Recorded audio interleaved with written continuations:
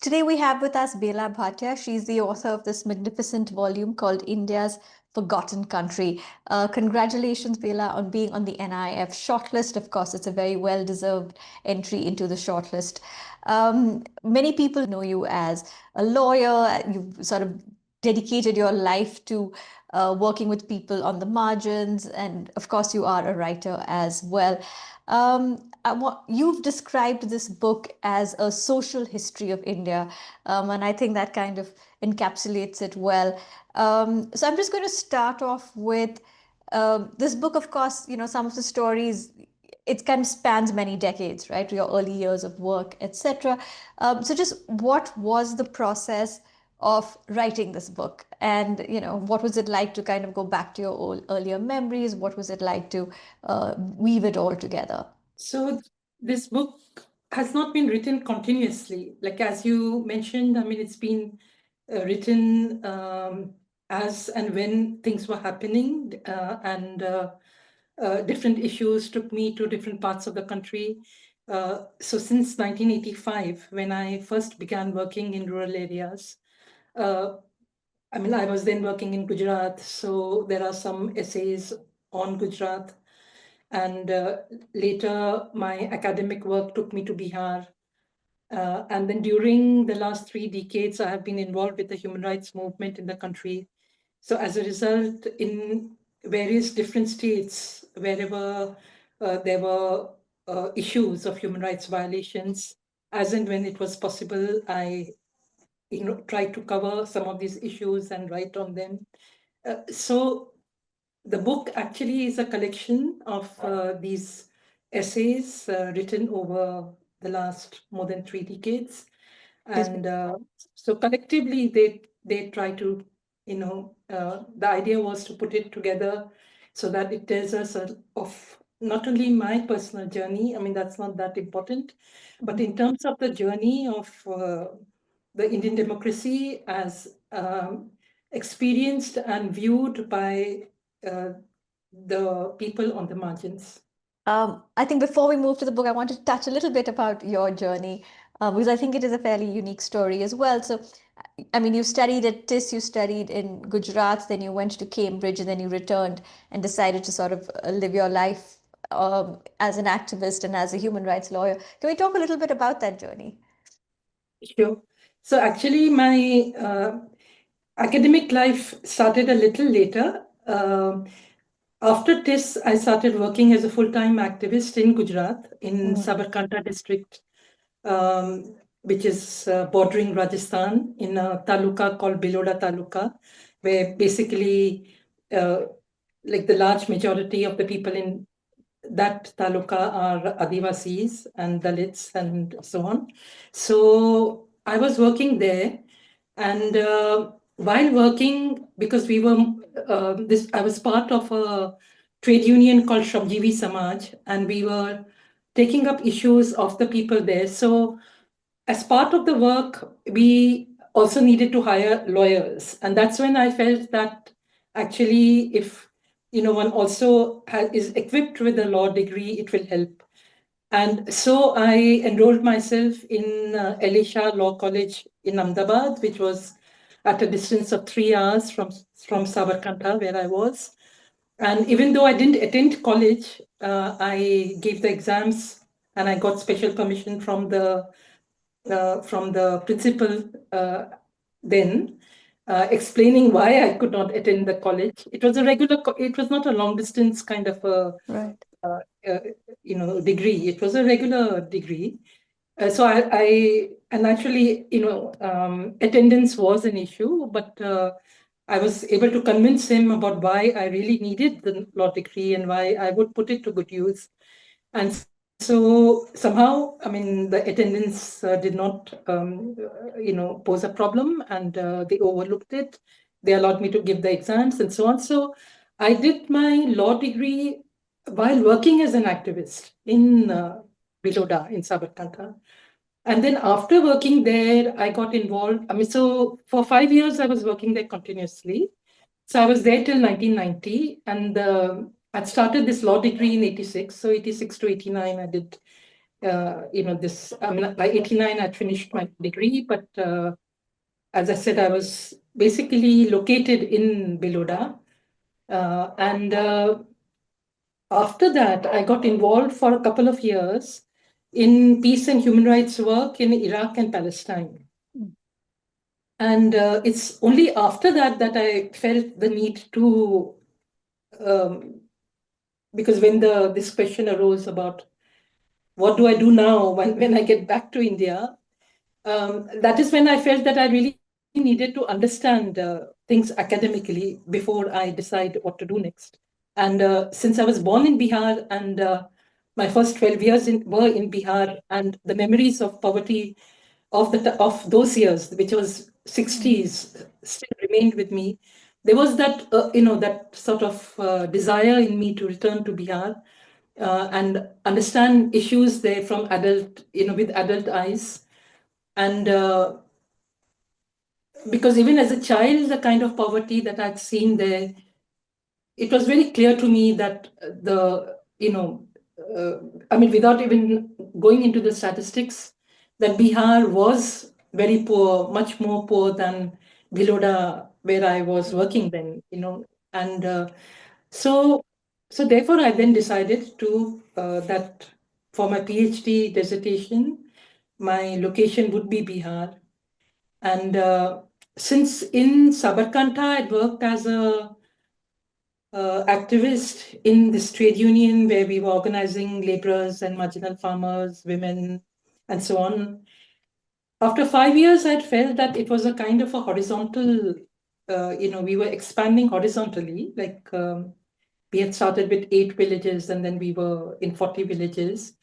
But then we were working within the democratic rights framework. But I really felt the need to have a better understanding of ideologies. Mm. Uh, and it was with that in mind that I went to Bihar, and I wanted to understand how people viewed ideologies. So I had thought of taking the old Gaya district and studying various different movements there. Um, uh, because the old Gaya district has seen socialist movements, Naxalite movement, and so on. So I thought that would be interesting to understand it historically. But when I was there, when I went there for fieldwork, it was quite overwhelming because the Naxalite groups, there were that time 17 groups in Bihar, and three were most active in central Bihar, then central Bihar region. And therefore, I thought that if I looked at it historically, it would be taking a very the canvas would become very sort of big. And therefore, I decided to restrict myself only to the Naxalites who were then Mm. contemporary. So it was like understanding the movement. So it was like understanding their politics and taking a historical view of the development of the origin and the expansion of the Naxalite movement in Bihar. So that was what my thesis was about. And then after that, then I was an academic for a few years. And during those few years, Salvajudum started in Bastar. Mm. Salvajudum, as you may know, is a counterinsurgency um, that was started by Mm. the central government and the Chhattisgarh government in 2005 against the Naxalite movement Mm. here in Bastar. And since I was a scholar of the Naxalite movement, it was of interest to me because for the first time, strategic hamleting was being used to contain the Naxalite movement. Strategic hamleting had been used internationally earlier by UK and so on. And within the country, it had been used after 1947 in Nagaland, in Mizoram, um, to contain the insurgencies there. But Mm. it was the first time that it was being employed in the context of the Naxalite movement. So it Mm. was of interest to me. And so that is how actually I started, visiting Bastar, and then I got completely caught up with things that were happening here. So since 2006, I was visiting it regularly. And that time I was a full-time faculty member in CSDS Delhi, Center for the Study of Developing Societies. And I decided that I didn't really need a job, even though CSDS is quite a fine institution. But by 2009, I felt that I would rather just stay full time in the local area and use my skills, whatever they are, whether it be academics or whether it be law or writing, whatever it be, I can stay in the local area and use it there. So with that in mind, then I resigned from CSDS in 2009. And I tried to move here in Bastar, but that time Operation Green Hunt was going on in full swing. So I was not able to make the move that time. So then I was offered a honorary position in Tata Institute of Social Sciences in Bombay.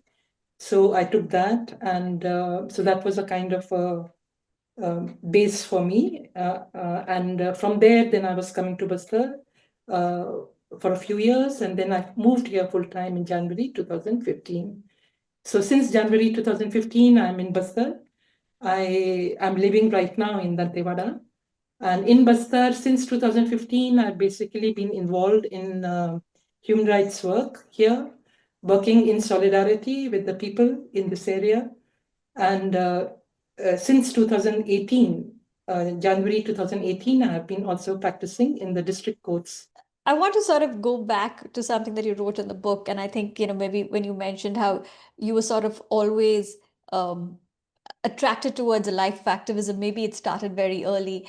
And you recount this incident of how someone comes to your house and you ask your mother as a child, who is he? And your mother responds, he's a poor man. And you say that, you realized how poverty kind of becomes a person's identity, right? Like he is nothing else other than a poor man. So in your years of, working in these areas, etc., in these disadvantaged areas, um, I want to ask you about how that story has taken different shapes, right? Like how you've kind of, and I guess this book kind of shows us that, right? Like how no one is just a poor person, right? That they have such a rich life, and it's a life Yeah. that, it's they aren't poor out of choice; they're poor out of systematic sort of oppression, etc. Right? And you talk about the various kinds of oppression. So just yeah, maybe we can talk a little bit about that story and just about how you've kind of lived your life in areas in sort of disadvantaged areas, and meeting people like this, and how you realize there's so much more to them. See that impression about garibi and garib. तो ये Hmm. कौन है ये गरीब आदमी है. So usually we stop at that. Right. But as you said, ये गरीब आदमी के पीछे बहुत कुछ है. Like Hmm. and that poor person belongs to could be a Dalit, could be Adivasi, could be from the lower rungs of the other backward castes. Because in India, we know that, and even in my own studies, I've seen this, that caste and class go hand in hand in some ways. So then you really understand about how uh, you know large sections of Indian society, who are called the scheduled castes and the scheduled tribes. I mean, together they are around 25%.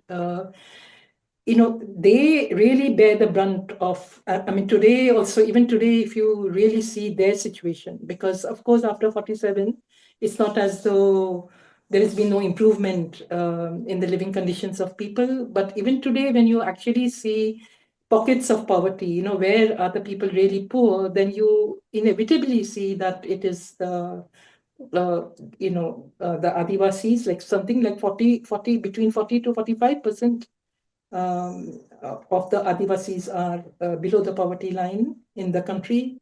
And likewise, something like over 30%, 33 or so percent of the Dalits are below the poverty line.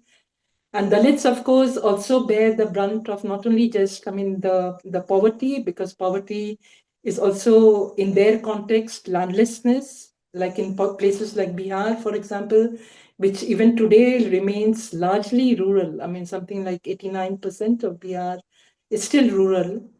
And there, if you look at in terms of ownership of land, if you just look at that one thing, one factor, then you really see the large percentage of people who are landless. And uh, even in my study during 95 itself, I mean, this I had noticed in the mid 90s that in the Naxalite areas, like a very large percent of people were basically landless. And easily, like, it is, and interestingly, even in Telangana, because in the mid 90s, these were the two areas where were the strongholds of the Naxalite movement. And even in Telangana, it was the same thing, like large areas of landlessness. So then these are very poor people. I mean, like the poverty that I was witness to in Bihar in the mid 1990s, and even today for that matter, I think, I mean, today, of course, there may be some marginally, they may have improved, but it was so stark, like, barely able to eat well, well meaning where your stomach is full. So that kind of poverty and managing with very little, and that you live in, in every way. And of course, the infrastructure development also was poor. So whether it be education, whether it be health, so in every way you're really doing badly. So I mean, and in Bihar, I remember in Champaran, for example, just to give you one example, where there was large estates, like people with large holdings, I mean, thousands of acres of land, the landlords there, and they had their own private militias. That there, the laborers were managing, or remember, they, just 8 rupees a day they used to get, for their, because they used to be paid in kind. And if you translated it into cash, I mean, if you converted it into cash, it was amounted to just 8 rupees per day. And if you went closely and you saw what they were eating, so then, they would really manage with very little. So it would be snails, which they call gongis, or it would be like in Bihar, for example, you have the Musahars, who are the very poor people, and they actually form, the in the mass base of the Naxalite movement there, which is called the Garibon Ki Party. Even in those days, it used to be called the Garibon Ki Party, because a large, in terms of people of those areas were mostly in the Naxalite movement, because um, they found the fact that the movement was armed, they found it attractive because the police was, the arms of the democracy, meaning which was the police with the police, they would be basically siding with the landlords. So whenever the police would come in their areas, whenever massacres would happen, and there would be so many instances of violence in those parts, the police would be openly siding with the landlords. So, in Bihar, there are so many instances which come to mind where just struggling for your basic right, that, a laborer telling the employer that please pay me my wages. Right. And even for that, it would become, the whole thing would take on the color of war, and there were so many caste senas there. And in mid 1990s, it was the Ranbir Sena, which was most active. So in terms of, yes, so there is this whole life, which only when you go very close to them, because of course the poor people are all around us. I mean, it's not as though they are somewhere else. If we live in cities also, we, practically in everything, I mean, the houses that we live in the city, or, in every aspect of life, it is these people, the workers, the laborers, who are doing all the work. So whether it be the city and or a village, it's not as though we don't see the poor. I mean, they are all around us, and but yes, I mean, when you go closer, you know their difficulties in a more intimate way about how they are trying to manage or how they are sometimes not able to manage, uh, and how they sometimes fall into bonded labor and why, and the difficulties in getting out of that, how for generations you could be in bondage and so on. So yes, I mean, Garibi and the Garib, I mean, there are, um, I mean, that is an aspect of India's reality and India's Right. democracy that we have to be acutely aware of. Right. Um, Talking about the cities, I think you mentioned in the book about how, for example, in Delhi, um, the the chawls, or the bastis is only 1% of the entire land area, right? And that's what houses the 3 million people who kind of keep the city going. Just as someone who's worked in this for so long, how can we create more equitable cities? I think, first of all, recognizing them, because there is, I mean, their work should be recognized, that they are important, their service is important, and they are the ones in some ways who keep the cities going. And so, they should be treated with dignity in every aspect of their lives. So I think, so keeping their needs in mind, that they, in order to service the city, here are these people. They have come from the villages because in the village they are not able to make do, and for various reasons. I mean, economic problems, social oppression. I mean, various problems. So therefore, they migrate to the city, and then in the city, then from housing to to employment to transport to everything, it becomes life becomes very tough for them.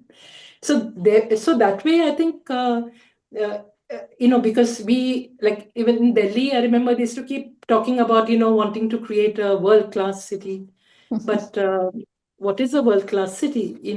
It's I think it is the governments in especially in countries like India, we have to be very uh, responsible to all citizens. I mean, if we believe in equal citizenship, and to cater to them in a keeping their dignity intact. So on Google Maps, you can't even see them these bastis, Right. and it's just 1%. And if you look Mm. at the cars that are there in Delhi, if you just, I mean, that's just one kind of a Right. comparison we can make, that you can see that actually these buses take less space than than these cars, private cars. Yeah. I think what's especially moving about this book is that, of course, while you are chronicling, you know, the sort of lives of, poverty and oppression and systemic abuse, etc., there are also great stories of resilience and courage and even hope. And you mentioned before, for example, like even sometimes a laborer asking for money can be an act of defiance. And then you talk about bonded laborers who've done that, who've kind of, broken out of that and have asked for their rights. So can we talk a little bit about that, about what courage it takes for a person who's been bonded for like years, maybe even generations, to actually ask for what is his or hers? What I've seen is that wherever movements um, are there, I know people have that option. I mean, often people who are mired in the cycles of poverty and oppression, they are also trying to find a way out. Mm, And actually, the government could, be that bridge, because if the government extension services were working well, they would be going to these paths, they would be explaining the law, they would be, all that. But that doesn't happen. So there's a kind of an absence there. And in places where you find that there is a movement, sometimes it could be a small NGO. So, for example, mm, this essay that is there in the book on bonded laborers in Bara district, right. uh, is an example of that kind, where there was a small, NGO working there, functioning very well under the fine leadership of somebody called Moti and others.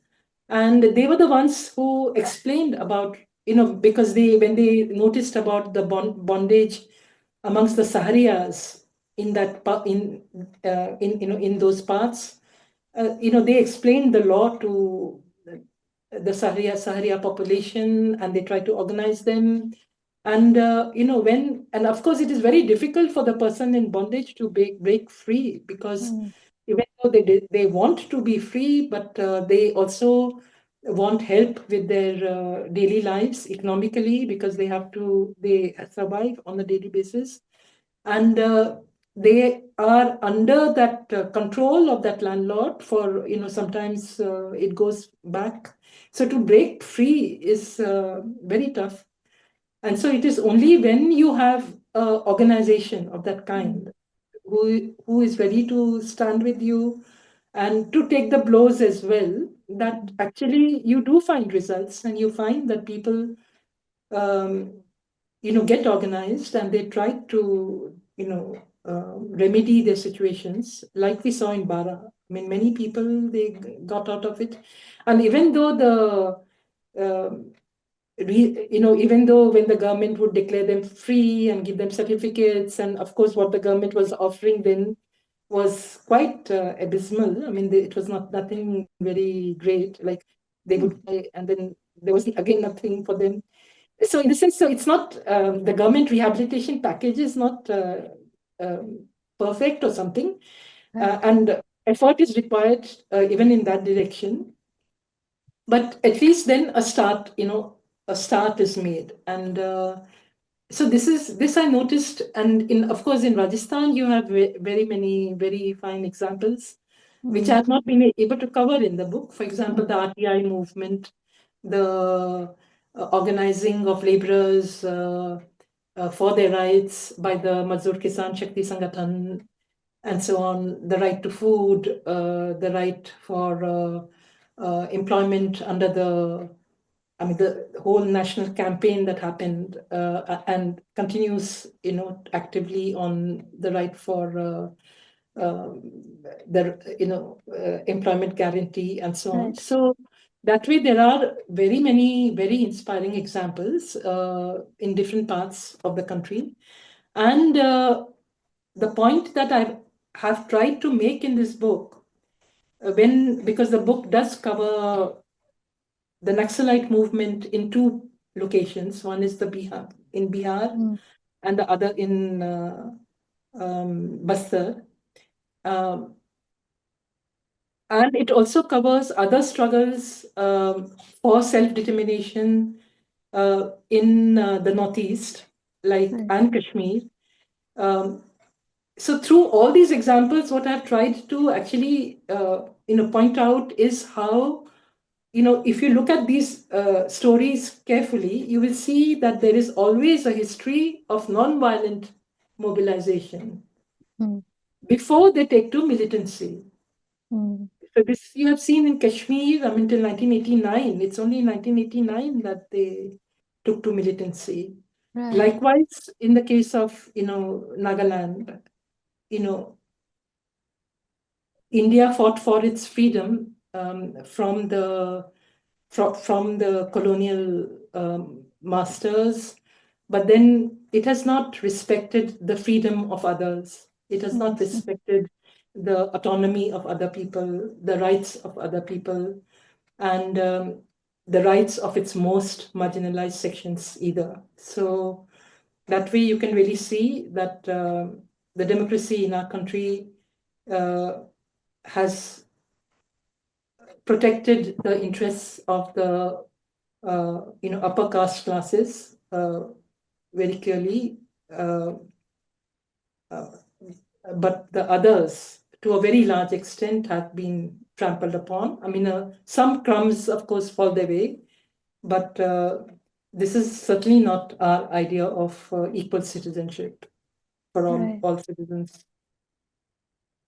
Um, I, just sort of segueing from that, of course, you've chronicled the Naxal movement for a very long time, and like you mentioned, whether it was in Chhattisgarh or Bihar. I'm just going to read out a quote, and maybe you can expand on that. It says, despite the many sacrifices of so many over the last 56 years of Naxalite insurgency, I'm not convinced that this is the best path to radical change in India. So, can we talk maybe about where the movement has succeeded and where it hasn't, according to you, in a way? See, the movement in Bihar, it was very clear that it brought the very poor people, uh, their concerns, their issues onto the political agenda. So when they were, because there's, all the political parties there mostly had upper caste classes, they were there and they still are in power. And to later, of course, also sections of the OBCs, um, but even amongst them, mostly the Kurmis and the Yadavs. But the large section of the poorer OBCs as well as the Dalits and so on were left out of all this. And there, as I had explained earlier, that they were living very difficult lives. And by taking up their issues, the Naxalite movement, uh, at least the movement that I was witness to in the mid 1990s, um, it did. Um,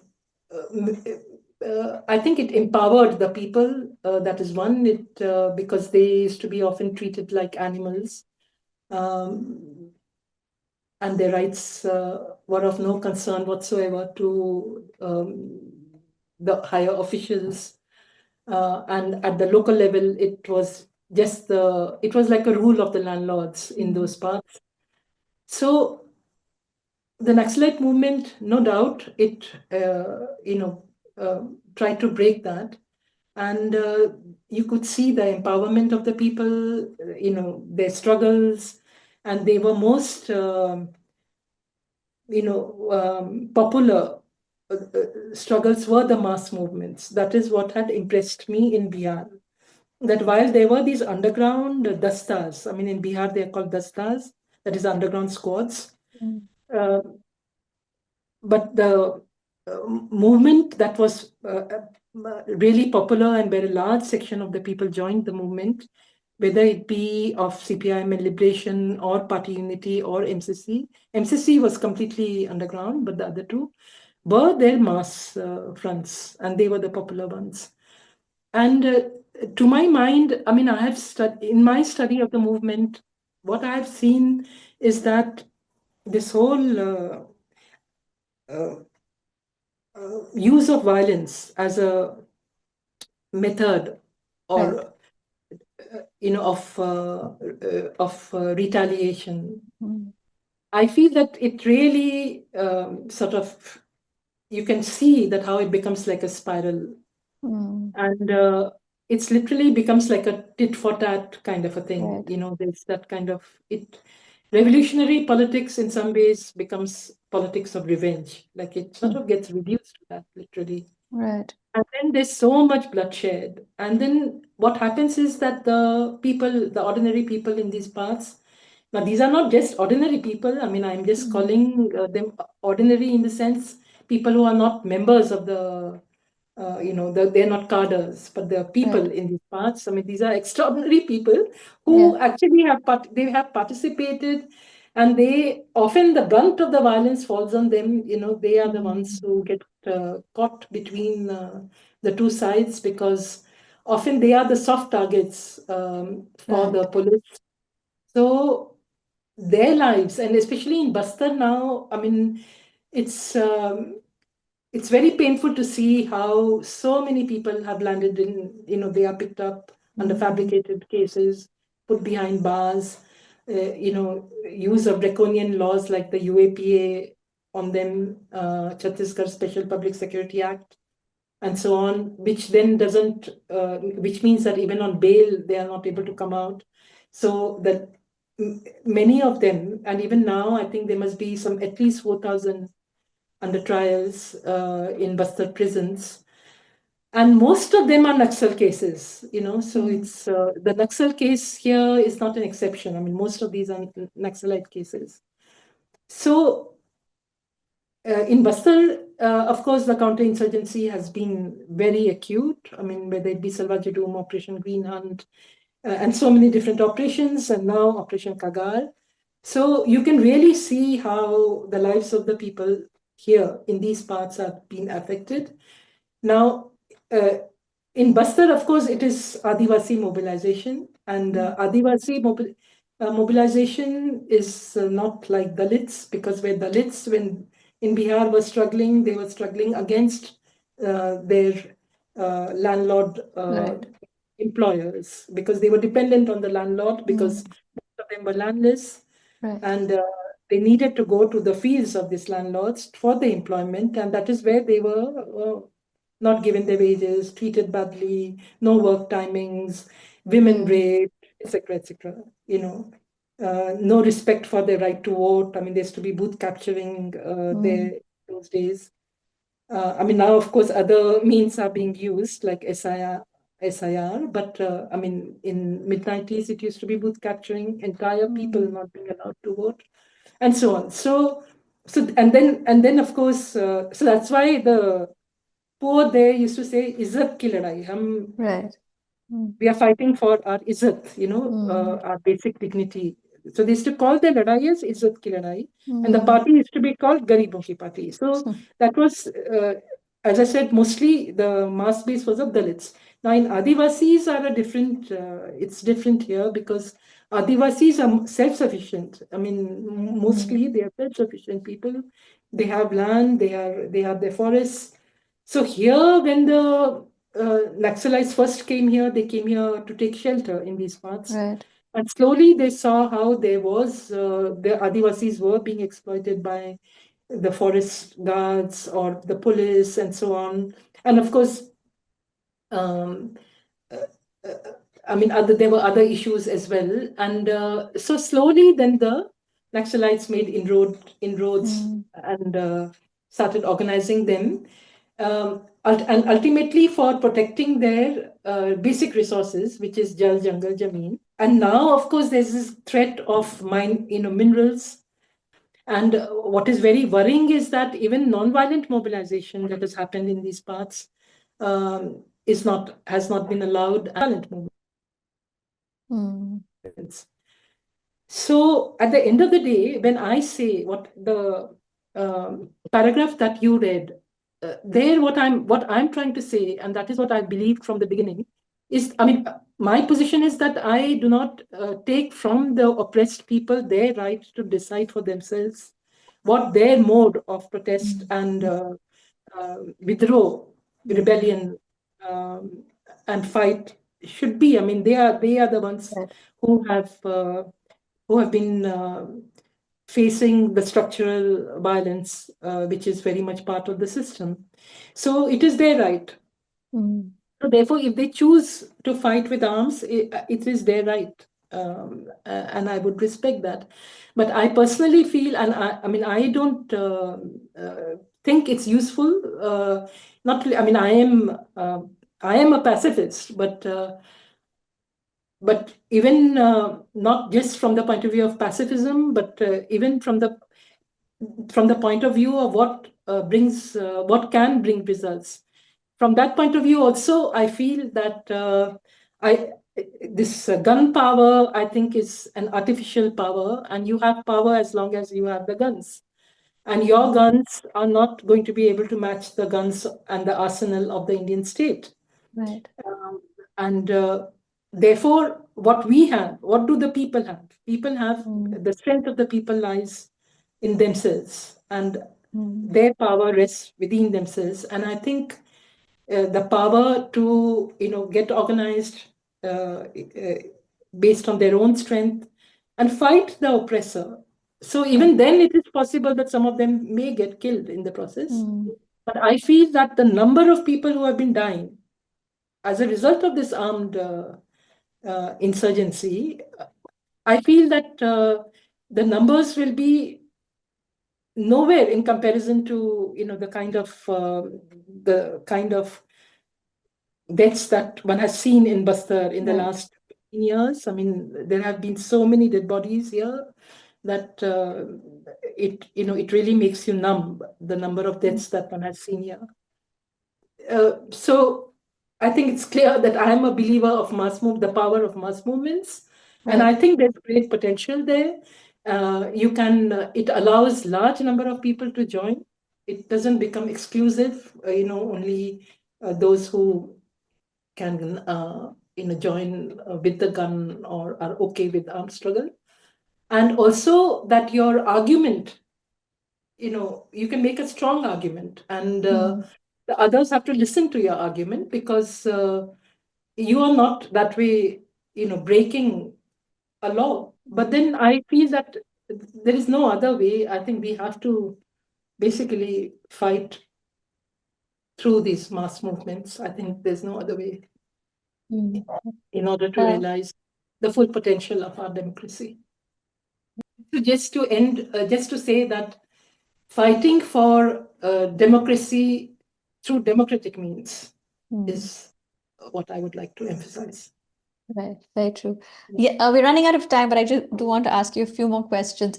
You write a lot about women, right, and about, the struggles they've gone through, and also, like you mentioned, Izzat, right, the whole fight for Izzat. And I think you have this very moving story about a widow who, I think her land is being taken away by her brother-in-law, and she's kind of left with nothing, but she's still so proud of the fact that she's educated, right? Like she studied till class 7, and to her that gives her a sense of identity and the sense that she can fight for her rights. So can we talk a little bit just about the importance of education, right, and how that it's about izzat, but it's also about just self pride and self confidence. Very much. So her name was Rampunit Devi. She was a child widow, and she continued to stay in, her husband died very early on, but she continued to stay in that family, and her father-in-law was kind, so she had a good enough life Mm, until her father-in-law died. mm, After the father-in-law died is when her problems started with the brother-in-law and his their wives and so on.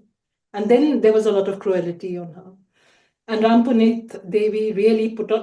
When I met her, she was, I think, in her 60s, and so she had lived all her life basically as a widow, mm, and she kept saying, "मैं भी पढ़ी लिखी हूँ, mm, पढ़ी लिखी होशियार काबिल." She kept saying that exactly in this order, and it made a big difference. That she had gone to school, and she fought. Till the very end, she fought. So yes, I think शिक्षा बहुत बड़ी चीज है, and that is why I mean education is very important. I mean I think education is something, uh, when we think of these tools, no, about mm, struggle and for fight. I think education is perhaps the most important, because then it gives people wings on their own. Then mm, they can fly on their own. They can chart their own ways, their own paths, and so on. It's beautiful, no? I mean, the fact that we can, I mean, the degrees don't count, but the fact that we can read, we can write, we can, immediately get transported into another world, into other lives, so it's quite amazing. And so there's no doubt, I mean, that it's the basic prerequisite for freedom.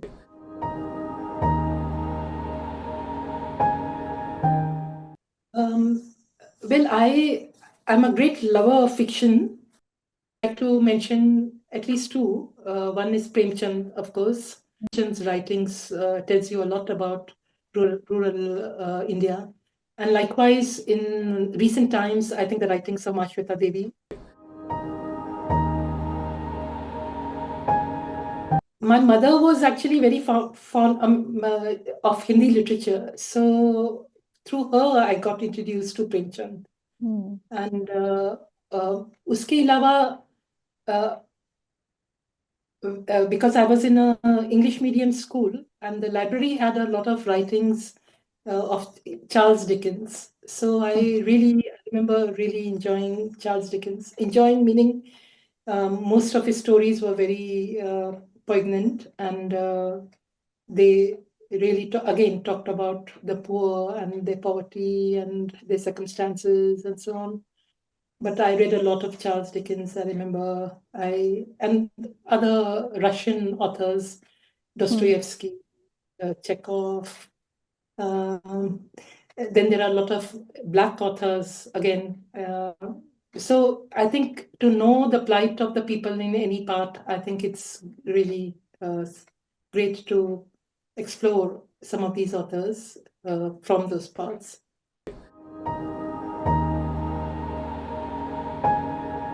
Well, most of my pleasure comes from my two dogs. All right. I have Somari, who's 12 years old, and Somari's daughter, Imli.